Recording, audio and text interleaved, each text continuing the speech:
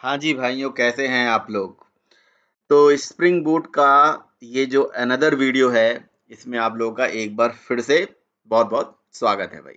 चलिए, तो last time पे हम लोगों ने क्या किया था? अगर आप लोगों को याद हो तो। अगर वीडियो नहीं देखा है, तो वीडियो तो ज़रूर देखिए भाई। वीडियो देखना माँगता है ना? स्प्रिंग बूट के देखिए इतने सारे वीडियोज़ बना दिए हैं और वीकेंड्स में और भी वीडियोज़ आने वाले हैं, ठीक है? तो वीडियो को ज़रूर देखते जाइए और यहाँ पूरा सीरीज़ एकदम कंप्लीट होने वाला है। आप उसके बारे में चिंता बिल्कुल ना करिए, चिंता हमारी है ना? बिल्कुल। तो ये सारी वीडियोज़ देखिए, ठीक है? चलिए आते हैं और साथ में ये ऊप्स का प्रोजेक्ट वाला और बाकी आप देखते रहिए वीडियो तो ख़ैर देख ही रहे हैं आप। तो देखिए अगर आप लास्ट टाइम की बात करें, तो हम लोग एक ऑनलाइन ट्रेनिंग की इन्फॉर्मेशन को हैंडल करने के लिए, मैनेज करने के लिए एक कंट्रोलर हम लोगों ने डिज़ाइन किया था, जिसमें हम लोगों ने अ, यहाँ पे अलग-अलग तरह के सर्विसेज़ बना दिए थे, राइट? ओके जी, यूज़र को रजिस्टर कर लिया, यूज़र को यूज़र या ट्रेनीज़, एक ही बात एम्प्लॉइज़ जो भी है, बुक्स, ठीक है ना? स्टूडेंट्स ठीक है? बहुत कुछ हो सकता है, जो आप इसको नाम दे दीजिए, ठीक है? तो यहाँ पे सारा हम लोगों ने एक रिस्पॉन्स हैंडलर बना के प्रॉपर रिस्पॉन्स भी आपको हैंडल करना दिखा दिया था। इस पर्टिकुलर एपीआई में एक छोटा-सा प्रॉब्लम मुझे नज़र आया। आपको अगर नज़र आए, आप भी बताइएगा। जैसे रजिस्टर है, राइट? या रजिस्टर ऑल है या अपडेट है, कोई भी मेथड आप चलाते हो, तो हर मेथड में आपने बस मेथड को डायरेक्टली कॉल करा, यूज़ कर लिया। क्या आपने कहीं पे एक्सेप्शन हैंडलिंग करी? मतलब जैसे एग्ज़ाम्पल के तौर पे, अगर हम सर्विस इम्प्लीमेंटेशन लेयर में जाते हैं, तो अगर आप देखिए तो ये फाइंड ऑल ट्रेनी है, राइट? सारी ट्रेनी की डिटेल निकाल रहा है। बट ये है फाइंड ट्रेनी बाय आईडी। अब अगर यहाँ पे देखिए अगर आईडी नहीं मिल रही है तो यहाँ पे और एल्स करके मैंने एक्सेप्शन थ्रो कराया है, देखिए। कराया ना? फाइंड आईडी और एल्स थ्रो, राइट? और यहाँ पे रन टाइम एक्सेप्शन थ्रो कराया है। ये लाइन हटा देता हूँ। तो ये रन टाइम एक्सेप्शन थ्रो कराया था मैंने। तो मतलब क्या ये वर्क करता है क्या? ज़रा देखा जाए भई। पहले तो मैं इसको चला के दिखाता हूँ आपको। देखिए। मैंने तो चलाया हुआ था पहले। ओके, ठीक है। तो देखिए जो भी ट्रेनी की आईडी है, ये आईडी है ना? ये देखिए आईडी है। मेरी आईडी तो एक्चुअली यूयू आईडी है तो इसलिए थोड़ा बड़ा है। तो ये आईडी जैसे आप डालते हो, इस आईडी के बेसिस पे ट्रेनिंग की पूरी डिटेल रिकॉर्ड फाउंड हो गया और पूरी जो डिटेल है वो हमें दिख गया। डेटा है, नेम है, आईडी है, मोबाइल है, फीस है, सारी डिटेल आ गई। परफेक्ट है।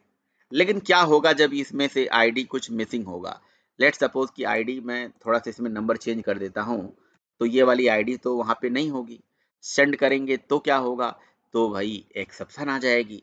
अरे! ये तो एक्सेप्शन आ रही है भाई रन टाइम एक्सेप्शन, राइट? तो रन टाइम एक्सेप्शन आ गई यार। पहली बात तो इस तरह का एक्सेप्शन अगर एंड यूज़र को दिखाओगे तो अच्छा नहीं है। आपकी एपीआई ही बेकार है। कोई नहीं पूछेगा भाई, ठीक है? तो रन टाइम एक्सेप्शन यानी कि अगर आप थ्रो कर रहे हो तो ये समस्या आ गई। तो क्या करें और यहाँ पे हमने मेथड रेफरेंस यूज़ करके ये हम चाहें तो अपना कस्टम एक्सेप्शन भी बना के थ्रो करा सकते हैं, राइट? एक तो चीज़ ये है ना? तो कैसे बना सकते हैं भाई कस्टम एक्सेप्शन कैसे बनाएँगे? क्या कंट्रोलर के लिए इसी ऑनलाइन ट्रेनिंग के लिए बना रहे हो? तो यहीं पे बना लो। अगर कोई ग्लोबल बना रहे हो तो ऊपर कहीं बना लो, राइट? तो मैं इसी ट्रेनिंग के लिए ही बना रहा हूँ। कस्टम एक्सेप्शन क्या होती है यार? कोई भी क्लास, है ना? कोई भी क्लास एक्सेप्शन क्लास होती है जब वो एक्सेप्शन को डायरेक्टली इनडायरेक्टली इनहेरिट करती हो, है ना?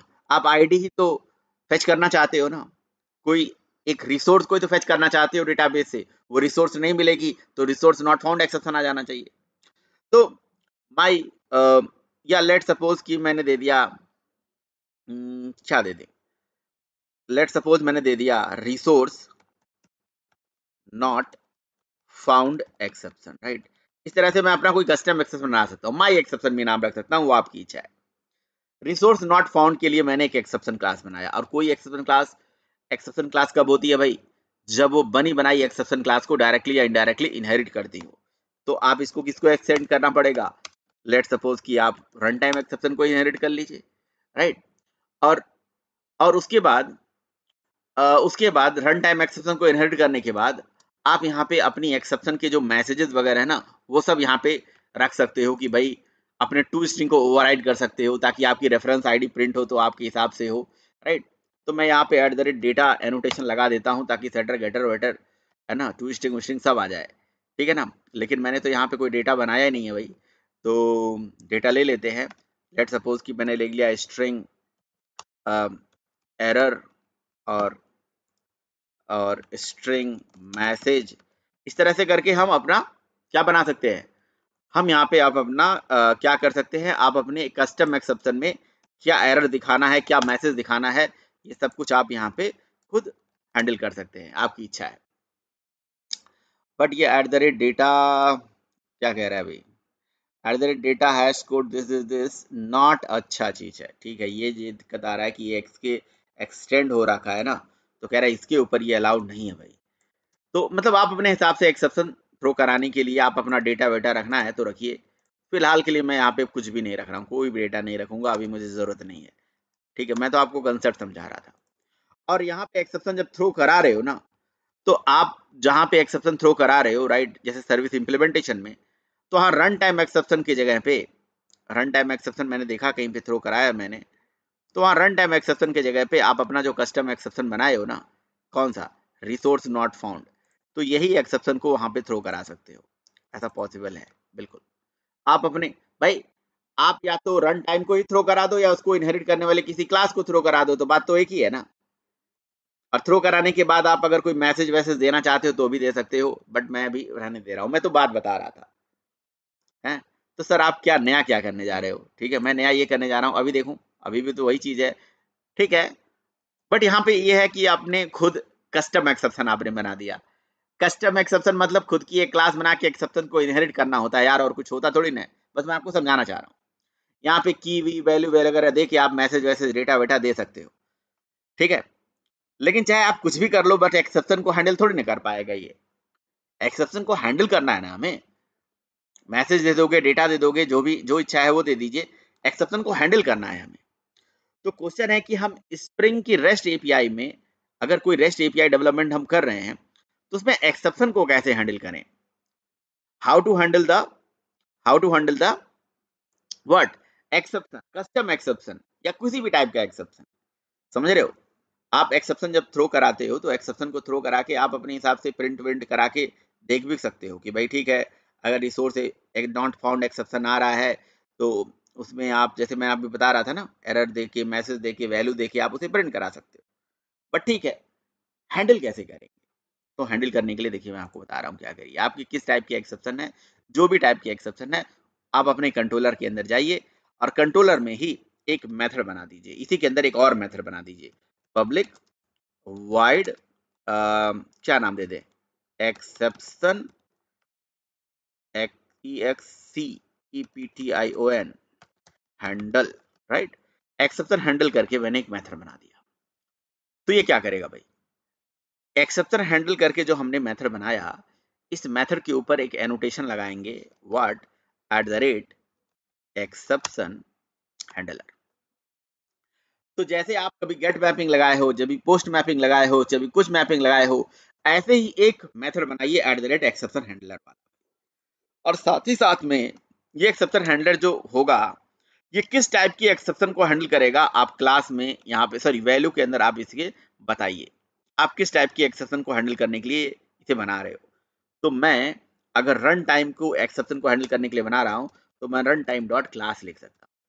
अगर मैं अर्थमेटिक एक्सेप्शन को हैंडल करने के लिए बना रहा हूँ तो मैं अर्थमेटिक एक्सेप्शन डॉट क्लास लिख सकता हूँ। अगर मैंने खुद की अपनी बनाई हुई है तो क्या मैं उसको भी लिख सकता हूँ क्या, रिसोर्स एक्सेप्शन डॉट क्लास, तो resource not found dot class, बिल्कुल उसको भी लिख सकता हूँ। तो मतलब इससे होगा क्या, इससे होगा क्या, क्या नया होगा भाई, नया यही होगा कि आपके प्रोजेक्ट के अंदर जैसे ही रिसोर्स नॉट फाउंड एक्सेप्शन होगी ना, तो ये जो कॉल बैक मेथड है, ये एक तरह का काइंड ऑफ मेथड है, ये मेथड अपने आप कॉल हो जाएगा। और इस मेथड में जो कोड लिख दोगे, जो कोड आप इस मेथड के अंदर लिखोगे, वो मैसेज या वो कोड, वो जो डेटा होगा, वो आपको क्लाइंट साइड पहुंच जाएगा। तो मैं एक काम कर लेता हूं ना, मेरा रिस्पॉन्स एंटिटी तो मैंने ऑलरेडी बना ही रखा है, रिस्पॉन्स हैंडलर। तो रिस्पॉन्स हैंडलर के अंदर मैं कुछ मैसेज यहाँ पे लिख के भेज देता हूँ, ठीक है, लेकिन भाई उस केस में अपने मेथड का रिटर्न टाइप वाइड तो चलेगा नहीं भाई, तो मैं अपनी मेथड का रिटर्न टाइप रिस्पॉन्स एंटिटी कर देता हूँ, कोई दिक्कत वाली बात नहीं है, रिस्पॉन्स एंटिटी कर देता हूँ। और यहाँ से रिस्पॉन्स हैंडलर डॉट और जनरेट रिस्पॉन्स में हम अपना स्टेटस कोड, अपना एरर मैसेज, और अगर आपको डेटा भेजना है तो भेजिए, अदरवाइज नल आप यहाँ पे भेज सकते हो, ठीक है। तो आप और यहाँ पे क्या भेजेंगे, सबसे पहले HTTP स्टेटस। तो HTTP स्टेटस, क्योंकि ये मैंने जब मेथड बना ही रखा है तो हम इसको यूज करेंगे ना, HTTP स्टेटस, स्टेटस डॉट यहाँ पे लिख दिया जी बैड रिक्वेस्ट, ठीक है, और ये फॉल्स पास कर दिया, यहाँ पे लिख दिया भाई ID नॉट फाउंड, ठीक है। जो ट्रेनिंग की ID आप डाल रहे हो वो एक्चुअली डेटाबेस में है ही नहीं, ठीक है। एक्सेप्शन जब आएगी ये तो अपने आप चलेगी, कहने का मतलब ये है। और इसी को क्या कर देते हैं जी, रिटर्न कर देते हैं। तो कहने का मतलब ये है कि आप कोई भी मेथड के अंदर, कोई भी मेथड के अंदर आप क्या लगा सकते हो, @exception हैंडलर करके एक एनोटेशन होता है भाई, इसको लगा सकते हो। @exception हैंडलर एनोटेशन लगाने से आप क्या कर लेते हो, कहीं ना कहीं किसी भी प्रोग्राम में जिस टाइप की एक्सेप्शन आ रही होगी, जो आप यहाँ पे एक्सेप्शन हैंडलर में वैल्यू मेंशन करोगे, उस टाइप की एक्सेप्शन के आने से ये कॉल बैक मेथड चलेगा और आपको रिस्पॉन्स दे देगा। तो ये आउटपुट इस तरह से जो भद्दा सा दिख रहा है ये नहीं दिखेगा, ठीक है ना। देख रहे हो आप, देख रहे हो कितना बढ़िया आ रहा है आउटपुट। आपने कहा सर ये क्या आउटपुट बढ़िया आ रहा है, अरे भाई जब नहीं मिलेगा तब की बात हो रही है। जैसे मान लीजिए आईडी मिल गई तो चल गया, देखिए परफेक्ट चल गया। अब आईडी नहीं मिली, अगर मान लीजिए आईडी नहीं मिली, है ना, तो क्या होगा भाई, तो कोई ये इस तरह का अगर मैसेज आ जाए तो कोई खराब है क्या, जिसमें डेटा मैसेज स्टेटस, तो आपको समझ में आया कि मैंने ये क्यों नहीं लिया। डेटा नल आ रहा है, message ID not found, status 400, तो इस सक्सेस फॉल्स। तो मैं अलग से क्यों जो है कस्टम एक्सेप्शन में यहाँ पे की वैल्यू पेयर में डेटा से बेटा रखूं। मैं देखता हूँ बहुत से लोग लिखते हैं, क्या जरूरत है, कोई जरूरत नहीं है, नॉट रिक्वायर्ड, ठीक है कोई जरूरत नहीं है। आपका एक्सेप्शन हैंडलर जो आपने बनाया ना वही कामयाब है, नहीं not exception handler, response handler, जो आपने रिस्पॉन्स हैंडलर बनाया है, ठीक है, जो यूटिलिटी आपने क्रिएट करी है, not only for this Java training, this utility for common for all, जिस किसी के लिए भी यूज करिए, ठीक है ना, ये चीज काम करके दे रहा है ना, मजेदार चीज है ना, इंटरेस्टिंग चीज। आपने कहा सर एक बात बताओ, अगर रिसोर्स नॉट फाउंड एक्सेप्शन आएगा तब तो चल जाएगा, सर कोई और एक्सेप्शन आ गया तो जरा उसके बारे में बताइए, सर्वर नहीं चल रहा है तो कुछ और इशू आ गया, इंटरनल सर्वर एरर आ गया तो यार आप जो ये मल्टीपल बना सकते हो, ऐसा थोड़ी ना है कि आप यही बनाओगे। एक्सेप्शन हैंडल 1 बना दीजिए और इसमें आप वो एक्सेप्शन दे दीजिए जिसको आप देना चाहते हो, है ना। लेट सपोज कि आप, और आप मल्टीपल भी दे सकते हो। जैसे आपको अगर प्रोग्राम में एक एग्जांपल ले रहा हूं, जैसे अर्थमेटिक आ रहा है तो आप अर्थमेटिक एक्सेप्शन डॉट क्लास भी लिख सकते हो, और अर्थमेटिक के साथ साथ कॉमा लगा के आप नल पॉइंटर भी लिख सकते हो, जितना मर्जी उतना लिख दीजिए भाई। तो लेकिन बस यही बात हो गई, ये समझ लो कि एक ट्राई के साथ मल्टीपल कैच। ओ वन मोमेंट, एक्चुअली ये आई थिंक एरे लेता है, राइट, एरे टाइप का, है ना। कॉमा लगाइए और यहाँ पे लिख दीजिए जी null pointer exception dot class, ठीक है ना। तो होगा क्या, ये वाली जो एक्सेप्शन होगी, ये वाली जो मतलब मैसेज होगा, यहाँ पे आप कुछ और मैसेज दे दीजिए, है ना। अगर आपके प्रोग्राम में कोई अर्थमेटिक या कोई नल पॉइंटर एक्सेप्शन आएगा तो ये वाला मेथड चलेगा, और यहाँ पे लिखिए नल वैल्यूज या नल पॉइंटर, जो भी आपको मैसेज देना है दे दीजिए, नल पॉइंटर एक्सेप्शन ऐसे करके दे दीजिए, ठीक है, परफेक्ट है ना। बस इसमें करना क्या है, कुछ और दे दीजिए। आपने कहा अगर इन दोनों को छोड़ के कुछ और आ गया तो, और सबके लिए अलग अलग देना चाहते हो तो यार जितने मर्जी उतने एक्सेप्शन हैंडलर यहाँ पे बनाते चले जाओ, अदर एक्सेप्शन हैंडलर बनाते चले जाओ। आप एक और एक्सेप्शन हैंडलर बना दो, एक्सेप्शन हैंडलर 2 ऐसे बना दीजिए, कोई दिक्कत नहीं है। और फिर यहाँ पे अलग एक्सेप्शन हैंडल कर लीजिए। और अगर आपको लगता है कि जी नहीं, आपके प्रोग्राम में कोई भी एक्सेप्शन आए तो सबको ये हैंडल कर ले, है ना, सबके पिताजी हो ये, और किसी को एक्सेप्शन को हैंडल कर ले ना, तो सबके पिताजी को लगा दो भाई, parent class of all the exception class लगा दो, सारी एक्सेप्शन आएगी, हैंडल हो जाएगी।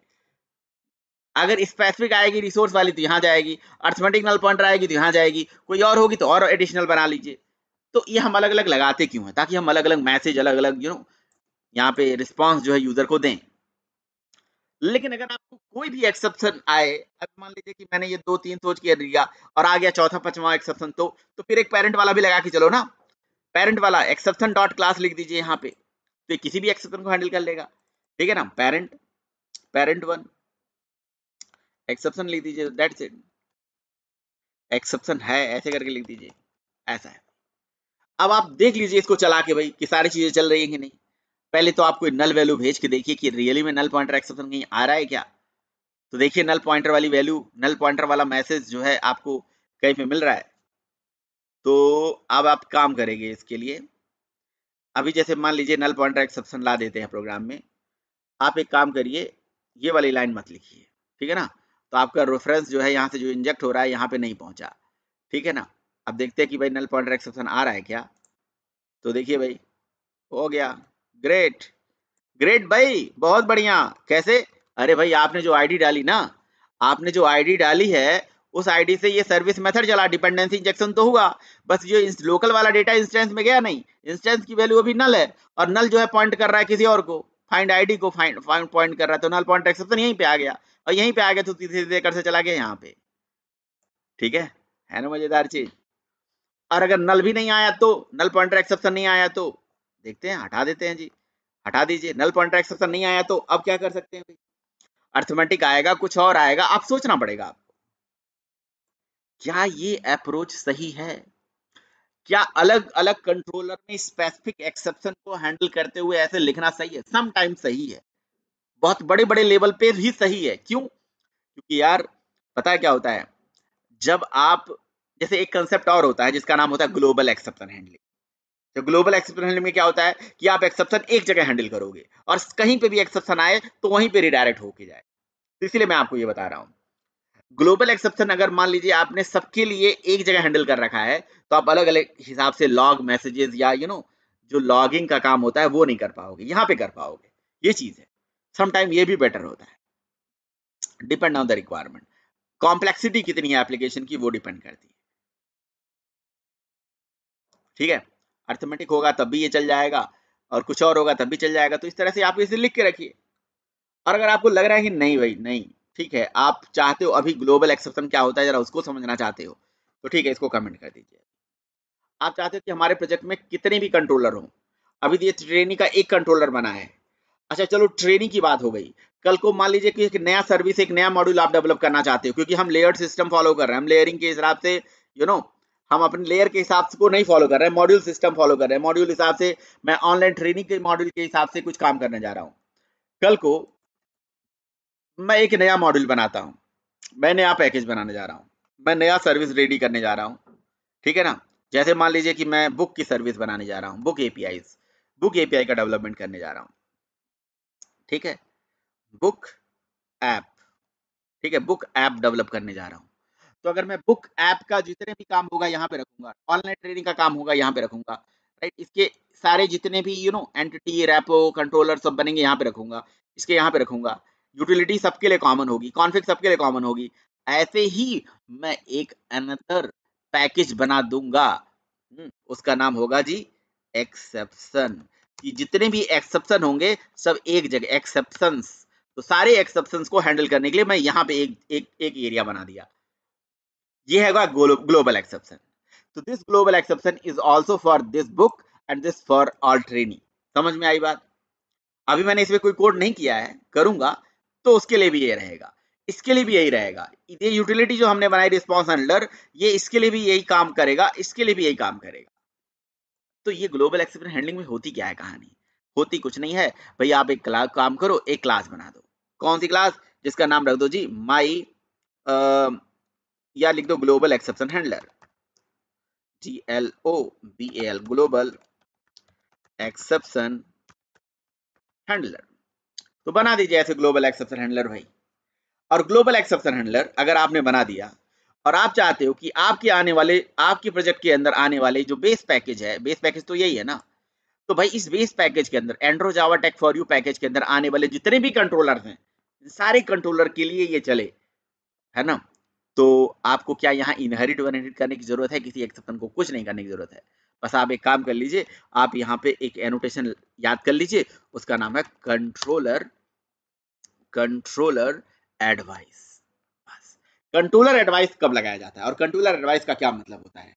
देखिए, कंट्रोलर एडवाइस उस पर्टिकुलर मेथड पे लगाया जाता है, उस पर्टिकुलर क्लास पे लगाया जाता है, सॉरी, जिस क्लास में ग्लोबल एक्सेप्शन हैंडलिंग का कोड लिखा होता है। और जिस किसी भी कंट्रोलर में कभी एक्सेप्शन आएगी ना भाई, तो कंट्रोल सीधे इसी कंट्रोलर एडवाइस के पास जाएगा। तो है ना बढ़िया बात। तो हम अलग अलग एक्सेप्शन हैंडलिंग क्यों करेंगे भाई? अलग अलग एक्सेप्शन हैंडलिंग अगर जरूरत पड़ेगी तो करेंगे भी, मैंने आपको बता भी दिया, कर सकते हैं। और करने के साथ साथ एक चीज मैंने शायद यहाँ नहीं बताई, अगर आप थोड़ी देर के लिए इसको कमेंट करो, रुको, एक चीज नहीं बताई, वो बताना चाहिए था मुझे, क्या कि जब आप एक्सेप्शन हैंडलिंग करते हो तो मैं छोड़ दिया था भाई, कहाँ गया, ये है ना। तो एक्सेप्शन हैंडलिंग जब करते हो तो अलग अलग जो मैसेजेस आते हैं ना भाई, तो उसके साथ आप स्टेटस भी सेट कर सकते हो। जैसे मान लीजिए कि ये अलग अलग एक्सेप्शन है, ठीक है भाई, कहाँ गया, ये सब अलग अलग एक्सेप्शन है। तो इन एक्सेप्शन के आने से आप इनके करस्पॉन्डिंग इनके लिए मैसेज अगर सेट करना चाहते हो भाई, तो भी कर सकते हो। जैसे रिसोर्स नॉट फाउंड अगर मैसेज आ रहा है, तो उसके साथ आप अगर स्टेटस भी सेट करना चाहते हो, तो एट द रेट क्या लगा सकते हो, रिस्पॉन्स स्टेटस, रिस्पॉन्स स्टेटस भी आप अलग से सेट कर सकते हो। वैसे तो देखो, मैंने अपना जो रिस्पॉन्स हेल्डर है उसमें तो सारा चीज ले आके भेज रहा हूँ, बट आप अपना रिस्पॉन्स स्टेटस भी यहाँ पे लगा सकते हो, ठीक है। और वहां पे आप अपना HTTP स्टेटस दे सकते हो, like HTTP status, HTTP status, अरे भाई इसके अंदर कुछ होता है क्या, वैल्यू, हाँ वैल्यू होता है। और इसके अंदर आप स्टेटस बता दीजिए कि भाई ये जो है बैड रिक्वेस्ट की वजह से ये ऐसा आई हुई है, ठीक है ना, ऐसा बता सकते हो। किसी में आपने बता दिया कि भैया ये हमारा जो मैसेज है, ये जो है ये इंटरनल सर्वर के एरर की वजह से आई हुई है, या इस पे ये मैसेज आप दिखाना, इंटरनल सर्वर एरर, ठीक है ना, ऐसे ऐसे करके। तो यार एक्सेप्शन हैंडलिंग करते टाइम पे आप अपने मेथड्स पे ये रिस्पॉन्स स्टेटस भी लगा सकते हैं, ठीक है। तो ये मैं आपको अभी, मुझे क्यों याद आ गया, क्योंकि ये चीज जैसे आप यहाँ पे लगा रहे हो ना, ये चीज तो अभी मैं कमेंट कर दे रहा हूँ, ठीक है, ताकि आपको पता रहे कि भाई हाँ, मैं यहाँ नहीं कर रहा हूँ एक्सेप्शन हैंडलिंग, मैं कहाँ करने जा रहा हूँ, मैं ग्लोबल एक्सेप्शन हैंडलिंग करने जा रहा हूँ। तो भाई ग्लोबल एक्सेप्शन हैंडलिंग करने जा रहे हो तो कंट्रोलर एडवाइस बनाओ, ठीक है, कंट्रोलर एडवाइस बनाओ। तो कंट्रोलर एडवाइस क्या करता है? कंट्रोलर एडवाइस कहता है कि आप हर जगह जा जाके एक्सेप्शन हैंडलिंग का कोड मत लिखिए, आप एक उस क्लास में एक्सेप्शन हैंडलिंग का कोड लिखिए। अच्छा, आप इसके अंदर भी चाहो तो अलग अलग मेथड बना लो, इसके अंदर भी चाहो तो अलग अलग मेथड बना लो। आपको कुछ नहीं करना है भाई, आपको कुछ नहीं करना है, यही जो कोड था, यही कोड जो था, इसको कॉपी कर लेना है और यही कोड उठा के यहाँ पे पेस्ट कर देना, बस कुछ भी नहीं, नथिंग। बस फायदा क्या है कि कंट्रोलर में यार सेपरेशन ऑफ कंसर्न की बात हो जाती है ना। क्या आपको कंट्रोलर के अंदर एक्सेप्शन हैंडलिंग का कोड करना सही है? नहीं है ना भाई। तो थोड़ा सा अपना कंसर्न, अपना जो आप अपने अपने छोटे छोटे लॉजिक होते हैं प्रोजेक्ट के, वो उसको अलग अलग रखो। तो मैंने इसका कंसर्न अलग कर दिया, पूरी अलग ही कहानी बना दी इसको, यहाँ पे मैं कंट्रोलर एडवाइस बना दिया। यहाँ से अगर रिस्पॉन्स डिटेल्स दिखाना तो दिखा दीजिए, बैड रिक्वेस्ट के लिए दिखा दीजिए, अगर ये नहीं मिलेगा तो ये आएगा, और ये हमने उसी हिसाब से मैसेज भी दिखा दिया है। तो हमें अलग से कुछ मेहनत करने की जरूरत है भी नहीं भाई, ठीक है, कुछ भी नहीं करना है। ये ग्लोबल एक्सेप्शन हैंडलिंग हो गई।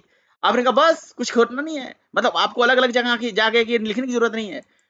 बस वही बात है कि कंट्रोलर में अब हमें लिखना नहीं है अलग से, हर कंट्रोलर में जाके लिखना नहीं है। ये सारे ही कंट्रोलर के लिए, और भी अगर कंट्रोलर होंगे ना, सबके लिए काम करेगा ये। देखा जाए जरा, देखा जाए, सही देखें तो भाई आईडी नॉट फाउंड आ रहा है। अच्छा देखें, आईडी डाल के देखें जरा, आईडी जो हमारा था डेटाबेस में आईडी था, आ रहा है डेटा, आ रहा है डेटा। लेकिन आईडी अगर मैं थोड़ा सा भी गलत कर देता हूँ तो ये देखिए आईडी नॉट फाउंड, ये इसका मतलब ये हो गया, इसका मतलब ये हो गया कि मेथड अपने आप रन टाइम पे क्या हो जा रहा है, कॉल हो जा रहा है। तो कंट्रोलर एडवाइस का ही खेल था, मतलब दो ही चीज थी, at the rate exception handler लगा दो यार, और at the rate controller advice लगा दो, बात खत्म। कंट्रोलर एडवाइस लगाने से क्या होता है, प्रोग्रेस के अंदर जैसे ही कहीं ना कहीं एक्सेप्शन रेज हो रही है, तो एक्सेप्शन खोज रहा है अपने आप, हमारा जो कंट्रोलर है वो खोजेगा कि भैया ऐसा कोई मेथड है क्या जिसके ऊपर at the rate controller advice लगाया गया है। तो अगर जहां पे वो जो जो कंट्रोलर एडवाइस लगाया गया वहां पे कोई एक्सेप्शन आ रही है, तो सीधे कंट्रोल उसी के पास चला जाता है, सीधे कंट्रोल उसी के पास चला गया, तो यहाँ पे आ ही गया। तो आपने कहा कि अगर मान लीजिए कि यहाँ पे भी मुझे इस तरह का मेथड बनाना हो और भी बहुत सारे मेथड बनाना हो तो बना सकते हैं। हाँ, बना सकते हैं भाई। आप जो है सीधे ये सारा कोड जो यहाँ पे भी लिख रहे थे, तो ये सब को मैंने कमेंट करके रख दिया है जानबूझ के, ताकि आपको जब मैं कोड इसे दूँ तो आपको याद रहे और हमें भी याद रहे कि हाँ यहाँ पे भी लगता था, यहाँ पे भी लगा सकते हैं। ऐसा न रहे कि भूल जाए आप। ठीक है, ये लीजिए, ये लीजिए।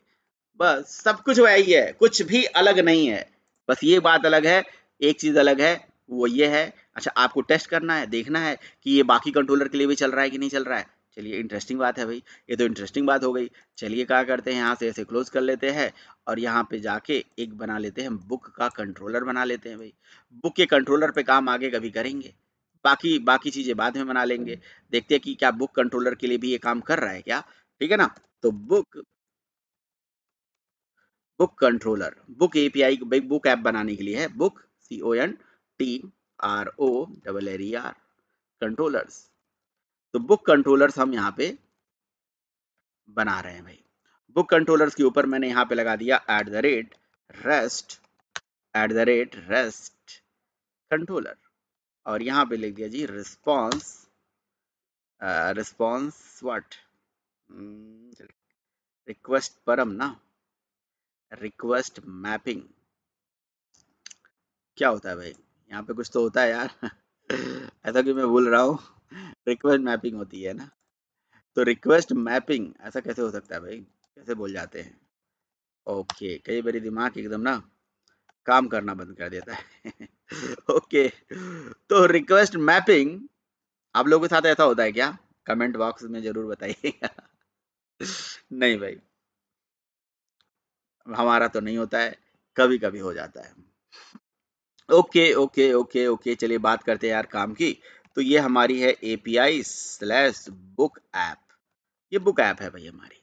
बुक ऐप के अंदर let's say public return type string और मेथड का नाम है से हेलो। अभी तो हेलो का भी एक, जस्ट एक हेलो का क्या बनाना है, @get mapping।